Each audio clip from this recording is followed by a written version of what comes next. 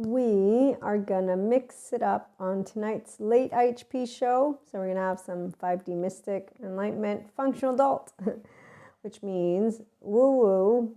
And that's where we got woo-woo. It ain't woo-woo though. And some channeled guidance alongside our lovely human elements, the sciences, the good trauma expert information. So those who are seriously teaching us about the neurobiology of attachment, the neurobiology of trauma, and they also inform us, lo and behold, a good portion of the therapy community, therapists are not yet healed. You'll know who is a whole person. And as a therapist, that means you have a right to say, nope, not you. And we got some good tips from people who have been to therapy for their childhood trauma. And that would be every single one of them informs you of there is not the whole, wrath of whoever it is, that fear-based stuff that goes on with the ancient silverbacks, because, culty cults, traditional cults, and ethical. But as long as it's a cult, meaning you have a master that you follow, that's the part you want to kind of understand. If you follow someone, well, if you're a small child, hopefully they're teaching you about compassion and the thoughts and feelings and how to be a differentiated self and how to work with peace with society and how to be a person who embraces all. Obviously, if there's any type of yelling at people, pointing fingers, insulting, throwing rocks, or whatever that is, that's all not the resolved trauma whole people. It's all the people who are in either basically a trauma recovery group, so they're all fighting together by being in their sympathetic and yelling at others. So the bystanders got all together, they create a group, now they got their herd, it doesn't have to be a cult. And they got an ancient silverback, because see, only the silverbacks, only the herd mentality is like, we need a leader. They're the ones who lead with the shame defectiveness, because that's the whole point of why they bow down to somebody else. So on that note, the ones of us who don't bow down, it's because we're like, wait a minute, we're all people here, and it's one globe, and we're kind of using our brain. So something's off with the other groups. We get it. You have different belief systems. Oh, we all have them. That's the functional adults. Like, yeah, I totally get what you're saying, but what are you doing? You're not whole masculines or feminines. There's no divinity whatsoever, especially if you're attacking sciences. And you're not saying you're flat earther, but you're saying they're taking our divinity away because of AI. Seriously, wait a minute. I think you're not using the left and right together. I think you're not noticing cognitive dissonance or implicit bias, or basically your preferences, which would be scripture has to lead the way. So you want a herd. You don't want the data. You want the story. No, it's not a story. Yes, it is a story.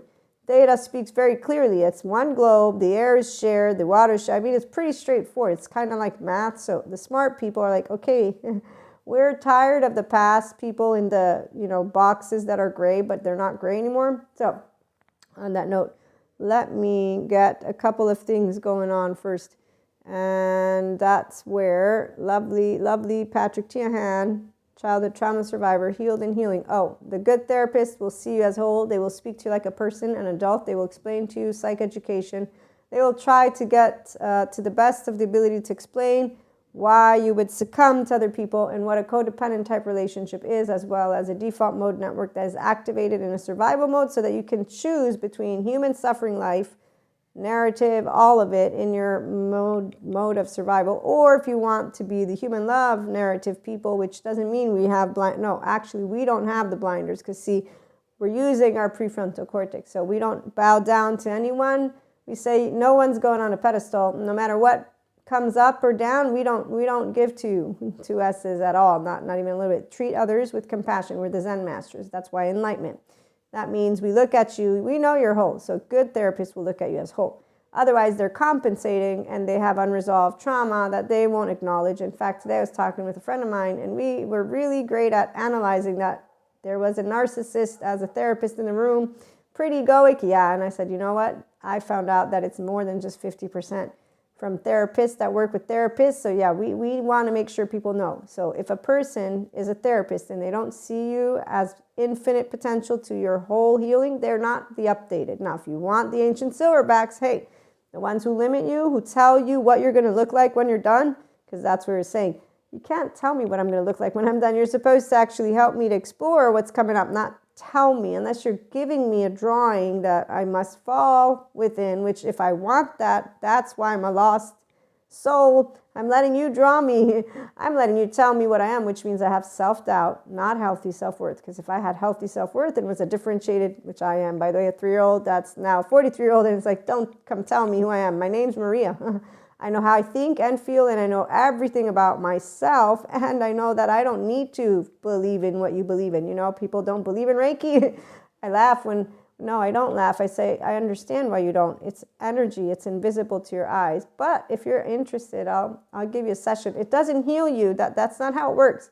See, you work through your trauma memory. In fact, your biological, emotional memory, there's a lot of people that are talking about these things. What they don't understand is that we're not living in a society that is ill or broken or unfixed or something like that. It's a society that began with darkness in animals, and darkness in animals means darkness in animals. So imagine our nervous system, the survival mode. It's explainable by the neurobiology of attachment, the neurobiology of trauma, the neuroscience. So data people, great ones, they don't need religion, spirituality. It's not because we're wanting to eliminate any of it. And I grew up with it. And in fact, actually, the people who follow Jesus's word and what the essence of God is are definitely not the ones in these structures that continue to say, I'm going to draw a box that you have to fit in. Otherwise, you are going to be considered under the book that we created in the medieval times. And the only people who actually want and or follow that are either closed off completely from a bunch of educational, informational sources. Besides the echo chambers, that's not the least of it. There were already echo chambers before. Actually, now, thank goodness we have YouTube, because they could come across Patrick Tiahan, let me. He's a childhood trauma survivor, healed and healing. If you have woken up to your childhood trauma, you are part of a minority. Go join his community. Follow him. He's great. And I'm serious. So here, healing is a strange process. We start by feeling like we are the only person that had a toxic family. And he goes on and on. I don't want to read all of it. Otherwise, I'm going to take away the fun and the intrigue. But I want to read the important parts. Once we start changing and benefiting from some work, he says we want others to get it too. We see their stuck places as we were just there 6 months ago.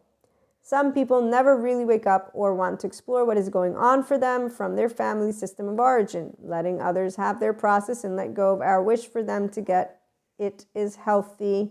It is especially heartbreaking for family members left behind. And he says he's grateful for waking up and more. So go follow him. He's great. And what I have to share is what I shared with my friend today and other friends. Yeah, there's a lot of people around. They totally could live heaven in their body and way better lives if only they went to a good therapist, though. And that means they need to recognize. So a good therapist is going to say you have a diagnosis that is fixed. The updated good therapists say, no, it's not one gene. No, your actual attachment category is not fixed. And no, we don't necessarily have to do anything. Let us explore together what, one, your childhood was like. Two, let's understand what's going on and let's work together. So there's a whole way that a person who actually is enlightened, by the way, functional adult, and therefore whole, they are mentally and emotionally able to use their words and say, you are a person and I'm a person, and I'm not going to tell you what life to be. I'm not superior to you. Healthy self-worth people, no matter what their profession, will not talk to you from up to down, and they will not have you talk to them from down to up. If anyone has you doing that and you're an adult, I mean, already children shouldn't have to do that, but you're an adult, guess what? That person don't have healthy self-worth, and if you allow it to happen, you don't have it either. The healthy self-worth people, we look at you in the eyes, and we will kindly respect. You may look down or up. We won't say anything. We'll just keep looking straight at you because we know that every person on the face of this planet is a human being. And as for belief systems, this is why. Everyone can use any word they want. The words are, if that's your belief, great for you. Some people don't have to believe. So again, the ones who are leaders, they're not followers. The ones who are followers, they're not leaders. The ones who are the herd leaders, they're definitely not up there because their prefrontal cortex obviously isn't engaged as effectively. So in the meantime, they are a quote unquote dying breed because the survival mode uses your body in a way that The ventral vagal nervous system doesn't. And it's not about spirituality or yoga. It's actually about using love and your heart and more. So tune in and have a great day.